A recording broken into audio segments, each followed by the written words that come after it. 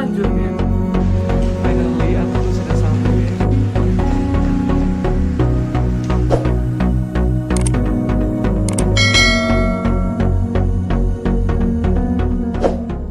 Hai LPD Friends, Assalamualaikum warahmatullahi wabarakatuh. Insyaallah Om Swastiastu, Namo Buddhaya, salam kebajikan.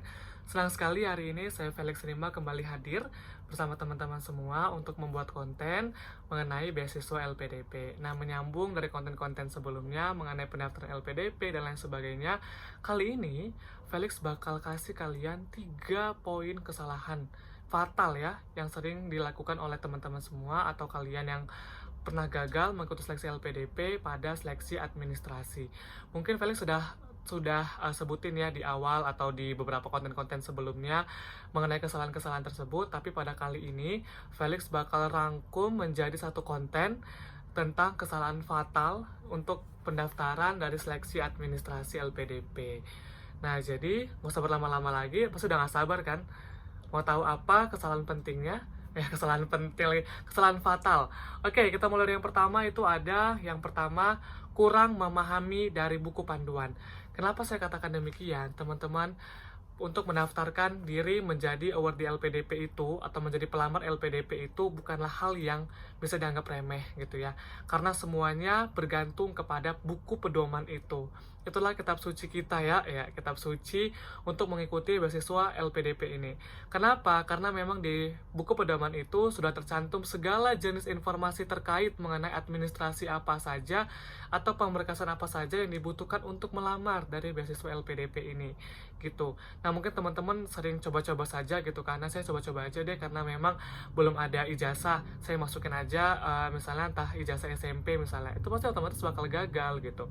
Nah, jadi kesalahan pertama dari segi administrasi itu adalah dari LOE dulu ya. Misal teman-teman itu sudah punya LOE gitu kan.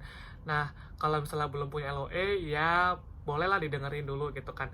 Nah, kalau misalnya teman-teman sudah punya LOE gitu, nah di LOE-nya kan saat ini sudah harus mencakup tentang tanggal mulai kuliah, kemudian kapan harus selesai kuliah. Kalau LOE tadi tidak tercantum apapun yang diminta oleh LPDP, silakan kembali lagi ke kampus tujuannya, itu minta kembali untuk diperbarui dari LOE tadi gitu.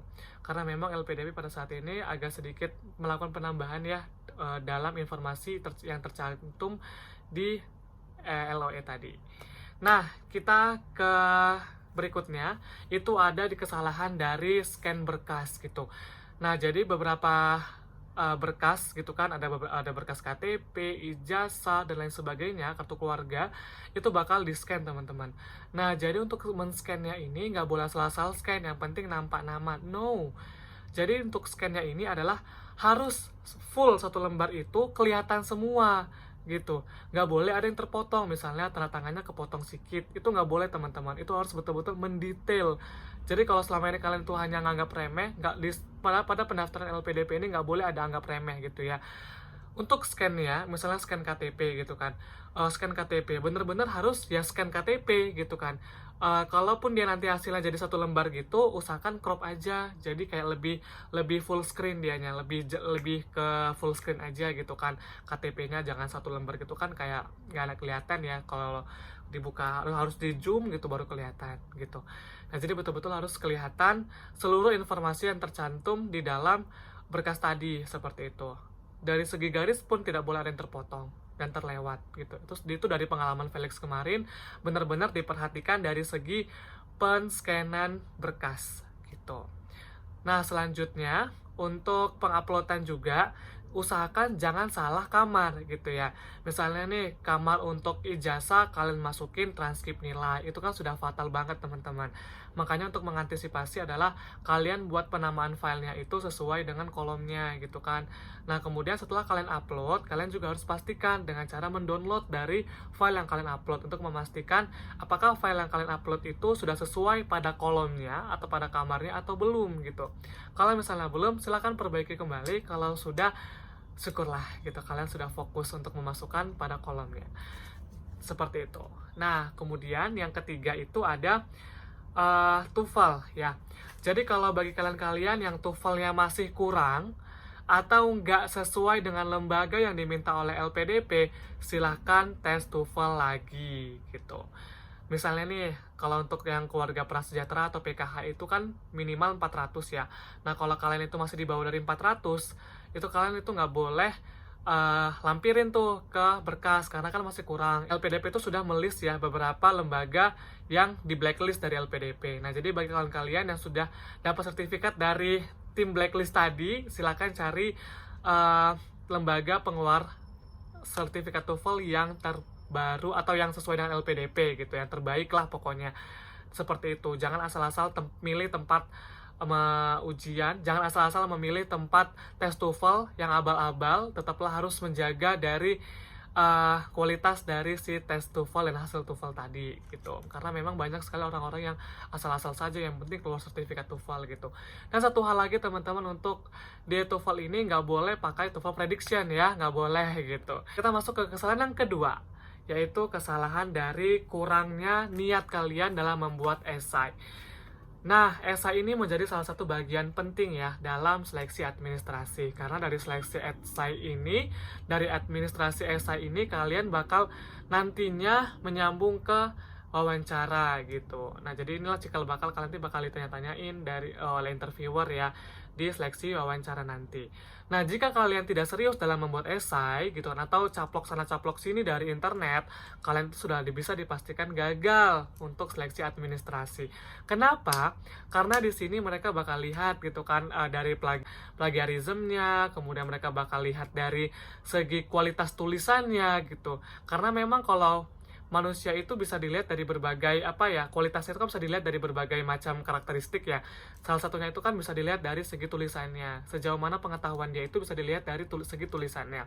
Nah, jadi ketika kalian itu menulisnya asal-asalan, sudah bisa dipastikan kalian itu memiliki pengalaman yang tidak lebih baik gitu daripada teman-teman yang menulisnya lebih serius dan juga niat. Nah, jadi bagi kalian-kalian yang ingin menulis esai, benar-benar niatin nawaitu gitu kan, apa yang ingin kalian ubah untuk Indonesia, benar-benar kalian niatkan di situ. Jangan pernah kalian main-mainkan di esai. Misalnya nih, kalian dari jurusan pendidikan geografi, saya tuh pingin banget geografi itu punya satelit tersendiri di Indonesia. Oke. Saya buat gagasan idenya di esai, saya ingin membuat satelit di Indonesia misalnya. Ya it's okay gitu, kalau selagi kalian tuh masih terukur dengan beberapa indikator yang bakal kalian masukin nantinya di esai, seperti itu. Nah gitu teman-teman, jadi kalian itu harus benar-benar niat dalam membuat esai, nggak boleh separuh hati, apalagi separuh jiwa. Seperti itu ya. Nah, jadi harus niat. Kesalahan ketiga. Nah, kesalahan ketiga ini adalah dimana kalian itu mendaftarnya mepet deadline. Misalnya nih, 1 hari sebelum atau pada saat jam 23.59 penutupan pendaftaran LPDP, kalian submitnya itu jam 22.59. Otomatis kan 1 jam menuju penutupan itu, pasti itu server bakal down. Nah, pada saat sudah server down, kalian tuh pasti nggak bakal bisa submit, teman-teman. Kalian klik submit error. Ketika jam 23.59, sudahlah, selesailah riwayat kalian. Silakan mencoba di tahap berikutnya. Karena memang ketika kalian mendaftarnya di saat-saat sudah deadline gitu kan, 1 jam atau berapa hari sebelum deadline itu biasanya sering mengalami trouble gitu kan. Yang 3 hari sebelum saja sering mengalami trouble gitu kan. Apalagi kalian yang mendaftar di jam-jam genting gitu ya kan, di jam-jam yang beberapa jam menuju penutupan pendaftaran, itu pasti sudah membludak pendaftar yang belum submit, otomatis server bakal down.